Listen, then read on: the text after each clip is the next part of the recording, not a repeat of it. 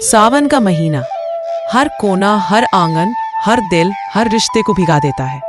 जहां मायके की बेटियों को सजने संवरने की आजादी होती है, वहीं ससुराल की बहुएं मन के कोनों में कुछ अरमान, कुछ उम्मीदें सजाए बैठी होती हैं। सावन का महीना हर बेटी के लिए मायके की यादें लेकर आता है। कहीं हाथों में मेहंदी रचती है, कहीं झूले पर हंसी की खनक सुनाई देती है। लेकिन एक घर ऐसा भी है जहां सावन की बूंदें एक बहू की आंखों से टपक रही हैं। कहते हैं सावन का पहला दिन बहू के लिए शुभ होता है, मगर जब मायका गरीब हो और सास अमीर तो हर रस्म इम्तिहान बन जाती है। ये कहानी है शकुंतला निवास की, जहां पहली बार आई है एक नई बहू गुंजन। गुंजन एक शांत और सौम्य स्वभाव की लड़की मायके से ससुराल तो आ गई, लेकिन दिल अभी भी मां के आंचल में ही सुकून ढूंढता है। शादी को 3 महीने हो गए, पर सास से मां का प्यार ना मिला।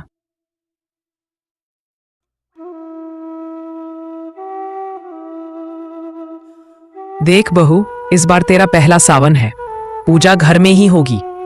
यही रस्म है यहाँ की। अगली बार चली जाना मायके। ठीक है माँ जी, आप जैसे कहें। गुंजन की आंखों में एक अधूरी ख्वाहिश छलक रही थी। माँ की गोद, मायके का आंगन, लेकिन अब वो सब एक सपना बन चुका था। अजय गांव का नामी ठेकेदार है, जमीनों की नाप जोख में दिन रात उलझा रहता, और इधर गुंजन हर शाम दरवाजे की ओर नजरें टिकाए। इतने में गुंजन के पास अजय का फोन आता। गुंजन, इस बार काम बहुत है, इसलिए आना मुश्किल है। तू देख लेना और सबका ख्याल रखना। ठीक है जी, आप भी अपना ध्यान रखना। इस सावन ना मां की ममता मिली, ना पति का साथ, सिर्फ तन्हाई थी और इंतजार।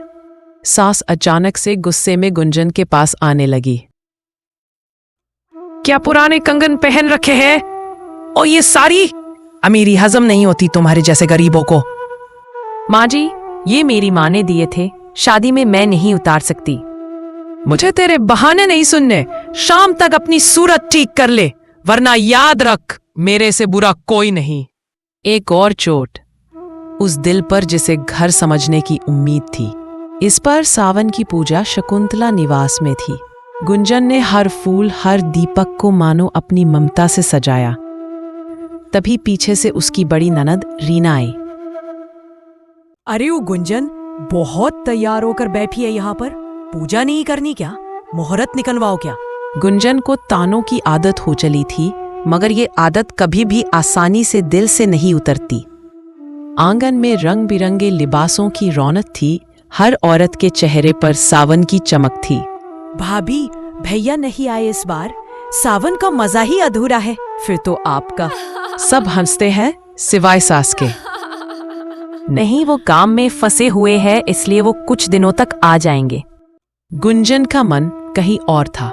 माँ का चेहरा याद आ रहा था, वही माँ जो उसे कहती थी सहनशीलता ही बहू का गहना है।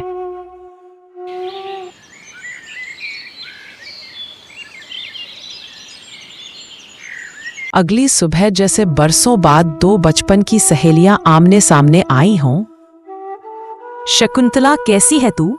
मेरी बहू के मायके वालों ने उसे तीज में सोने के कंगन लेकर दिए थे। अरे छोड़, मेरी बहू के मायके वाले भी कोई कम नहीं है। कल आ रहे हैं और खाली हाथ नहीं। बचपन की शरारतों से लेकर ब्याह की यादों तक हर बात में एक बीता जमाना छुपा था। शकुंतला गुस्से से भरी हुई घर पर वापस आई। दूसरी ओर गुंजन उदास मन से अपने कमरे में बैठी थी। तेरे माँ बाप को तीज का भी नहीं पता? क्या सिर्फ शादी करके बोझ फेंक दिया? कहाँ है तेरी तीज? मेरे को बता। माँ जी, माँ बापू तो गरीब है, वो कहाँ से तीज का खर्चा उठा सकते हैं? क्या पता वो किस हालात में हो। अगर तेरे माँ बाप तीज नहीं ला सकते तो फिर मेरे घर पर क्या कर रही है? अभी मेरे घर से बाहर निकलो। गुंजन को जैसे सदमा सा लग गया हो। वो दरवाजा जहां गुंजन ने नई जिंदगी की शुरुआत की थी, आज वहीं से उसे धक्के खाकर निकलना पड़ा। गुंजन चलते चलते बस स्टैंड पर आ गई। उसे नहीं पता था कि उसने कहाँ जाना है। अगले ही पल अचानक से अजय घर वापस जाने के लिए बस स्टैंड पर आ गया। अरे गुंजन, तू तो माँ के बिना कभी कहीं नहीं गई, आज तू कहाँ पर जा रही है? क्या तूने माँ को बताया? सिर्फ इसलिए दरवाजा बंद कर दिया माँ जी ने क्योंकि मेरे माँ बाप तीज नहीं ला सकते। बस। ऐसा नहीं हो सकता। तू मेरे साथ घर चल, माँ के सामने पूछूंगा कि माँ ने तुझे ऐसा क्यों कहा। मैं नहीं चाहती कि मेरी वजह से आप और माँ में कोई कलह हो। अगर तीज पर मुझे कुछ देना ही है तो बस माँ के दिल में मेरे लिए थोड़ी सी जगह दे दीजिए। अजय ने कुछ देर सोचा। गुंजन को कुछ नहीं पता था कि वो कहाँ जा रही। कुछ ही देर में दोनों माधुरी के घर आ गए, जो कि अजय की बड़ी बहन थी। माधुरी बेशक नटखट स्वभाव की एक औरत थी, लेकिन वह अपनी बात हंसते हुए कहती थी, ना कि किसी को ताना मारने के लिए। गुंजन ने अपनी बात जीजी को बता दी। अब ये बताओ तुम दोनों, मुझे क्या करना होगा अपने भाई के लिए? क्या योजना है बता दो। अजय ने धीरे धीरे अपनी हर बात, हर सोच अपनी बड़ी बहन माधुरी के सामने खोल दी, जैसे दिल का एक एक पन्ना उसके भरोसे पर रख दिया हो।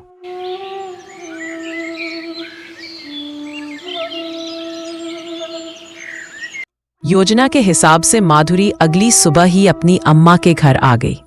उधर शकुंतला देवी अपने ही ख्यालों में खोई थी। सोच रही थी कि इस बार गुंजन के मायके से तीज में क्या क्या आएगा, और खुश हो रही थी। दूसरी ओर से माधुरी भी अब घर में आ चुकी थी। अरे अम्मा, मेरे ससुराल वालों ने मुझे घर से निकाल दिया। कहते हैं कि तीज में इस बार सोने के कंगन नहीं भेजे। यह सुनकर शकुंतला देवी के पैरों से जैसे जमीन ही खिसक गई हो। शकुंतला ने यह सब सुनते ही जल्दी से अपने बेटे अजय को फोन किया। वहां दूसरी ओर अजय को भी पता था कि माँ का फोन आएगा, इसीलिए हमें सर हिला दिया और कुछ ही समय तक अपनी माँ के पास शकुंतला निवास में पहुंच गया।